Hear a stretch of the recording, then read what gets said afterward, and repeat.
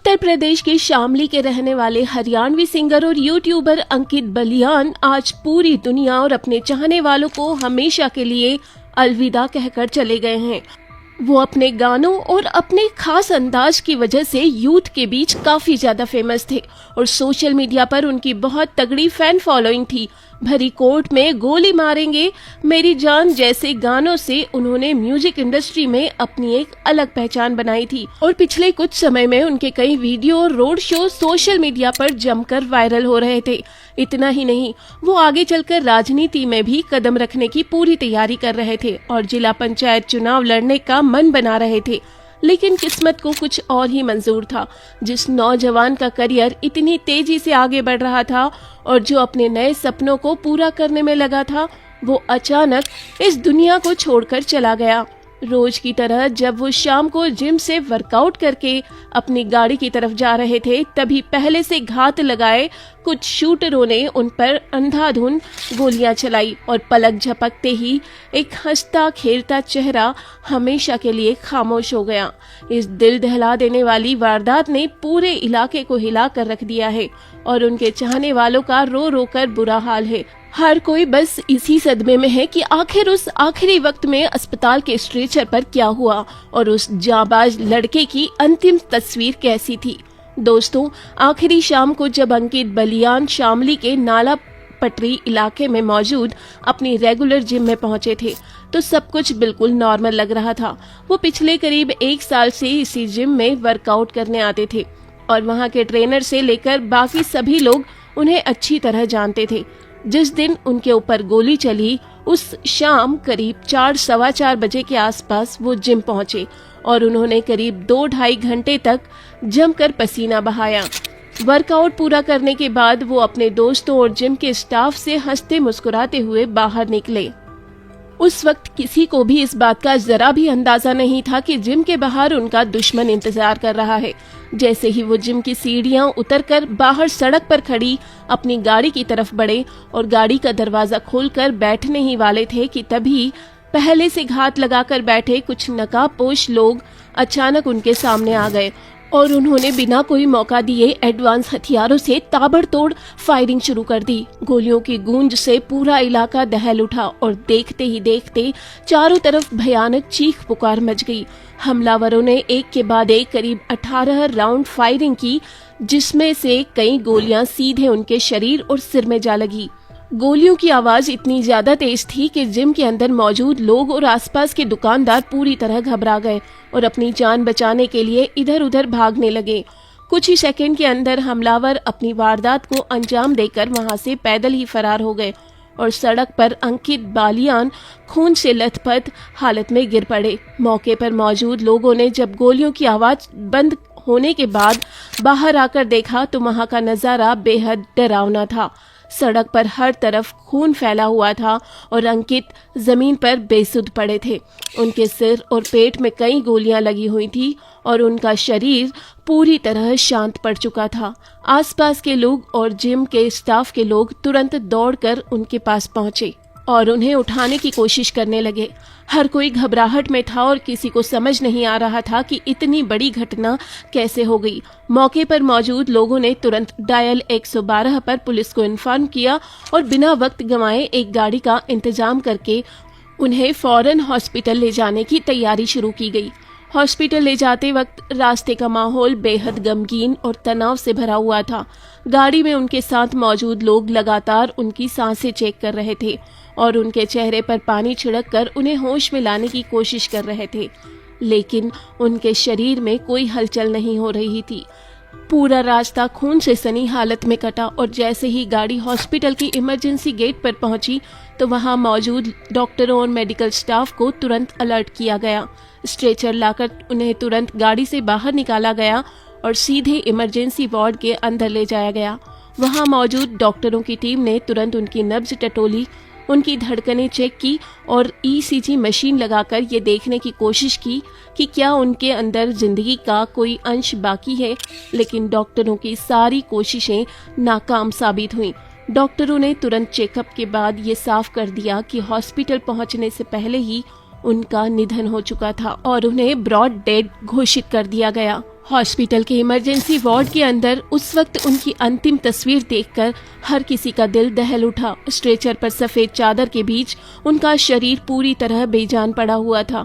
जिस चेहरे को लोग हमेशा मुस्कुराते हुए और सोशल मीडिया पर चमकते हुए देखते थे, वो चेहरा उस वक्त एकदम पीला और शांत पड़ चुका था। उनके सिर और माथे पर गोली के गहरे निशान थे, जहां से बहता हुआ खून उनके बालों और चेहरे पर जम चुका था। उनकी आंखें आधी खुली हुई थी, जैसे वो अपनी इस अधूरी जिंदगी और अचानक हुए हमले पर हैरान हो। उनके सीने और पेट पर कई जगह गोलियों के बड़े जख्म साफ नजर आ रहे थे और उनके वर्कआउट वाले कपड़े खून से पूरी तरह भीग चुके थे। ये वो भयानक मंजर था जिसे देखकर वहां मौजूद डॉक्टरों और पुलिसकर्मियों की आंखें भी नम हो गईं। उनका जो शरीर कुछ घंटे पहले जिम में पूरी ताकत से वर्कआउट कर रहा था, वो अब एक ठंडी और बेजान बॉडी बनकर स्ट्रेचर पर पड़ा हुआ था। निधन की पुष्टि होते ही हॉस्पिटल के बाहर भारी संख्या में पुलिस बल तैनात कर दिया गया और शामली कोतवाली पुलिस के साथ साथ जिले के सीनियर पुलिस अधिकारी भी मौके पर पहुंच गए। पुलिस ने तुरंत कानूनी कागजी कार्रवाई शुरू की और पंचनामा भरकर उनकी बॉडी को पोस्टमार्टम के लिए मोर्चरी रूम में शिफ्ट कराने की तैयारी शुरू कर दी। मोर्चरी के अंदर ले जाते वक्त उन्हें एक स्ट्रेचर पर रखकर ले जाया गया, जहां डॉक्टरों का एक पैनल तैयार किया गया ताकि उनके शरीर में लगी गोलियों की सटीक जानकारी मिल सके और बॉडी का पूरा पोस्टमार्टम वीडियोग्राफी के साथ किया जा सके। मोर्चरी के ठंडे कमरे में जब उनकी बॉडी को रखा गया तो बाहर उनके परिवार वालों के रोने और चीखने की आवाजें गूंज रही थी। उनके चाहने वाले और दोस्त मोर्चरी के बाहर खड़े होकर बस एक बार उनका चेहरा देखने की गुहार लगा रहे थे, लेकिन पुलिस ने सुरक्षा के मद्देनजर किसी को भी अंदर जाने की इजाजत नहीं दी। पोस्टमार्टम रूम के अंदर डॉक्टरों की टीम ने करीब 2 से 3 घंटे तक पूरी बारीकी के साथ अपनी जांच पड़ताल की। डॉक्टरों ने उनके शरीर से कई गोलियां और उनके छर्रे बाहर निकाले, जिससे ये साफ हो गया कि शूटर पूरी तैयारी के साथ आए थे और उनका मकसद सिर्फ और सिर्फ जान लेना ही था। डॉक्टरों की रिपोर्ट के मुताबिक सिर में गोली लगी और पेट में लगी मल्टीपल गोलियों की वजह से शरीर का बहुत ज्यादा खून बह गया था, जिसकी वजह से मौके पर ही कुछ ही मिनटों के अंदर उनका निधन हो गया था। पोस्टमार्टम की ये पूरी प्रक्रिया खत्म होने के बाद उनकी बॉडी को सफेद कफन में लपेटा गया और सभी जरूरी मेडिकल और कानूनी रिपोर्ट तैयार करने के बाद रात के वक्त बॉडी को उनके रोते बिलखते परिजनों के हवाले करने की प्रक्रिया आगे बढ़ाई गई। जैसे ही ये खबर उनके गांव बंतीखेड़ा और पूरे इलाके में फैली तो वहां मातम का सन्नाटा पसर गया। अंकित के घर पर कोहराम मच गया और उनकी माँ, पिता और बाकी परिवार वालों का रो रो कर बुरा हाल हो गया। परिवार के लोगों का कहना था कि अंकित का किसी से कोई सीधा झगड़ा नहीं था।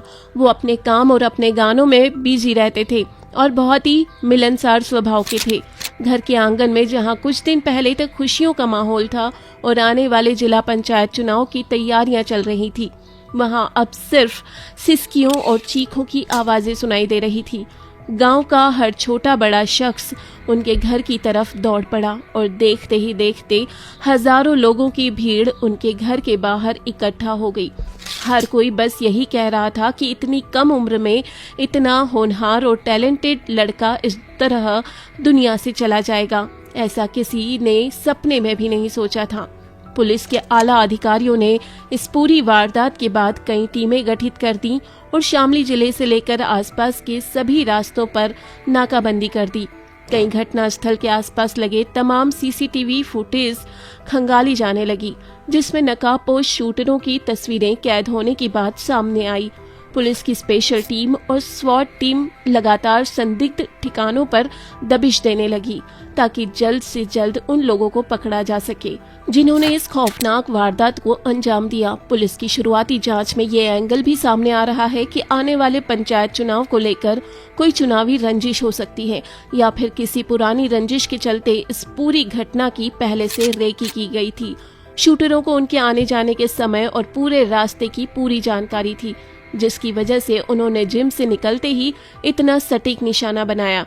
सोशल मीडिया पर जैसे ही ये खबर आग की तरह फैली तो पूरे म्यूजिक और यूट्यूब जगत में शोक की लहर दौड़ गई उनके चाहने वाले उनके पुराने गानों और वीडियो क्लिप्स को शेयर करके उन्हें श्रद्धांजलि देने लगे।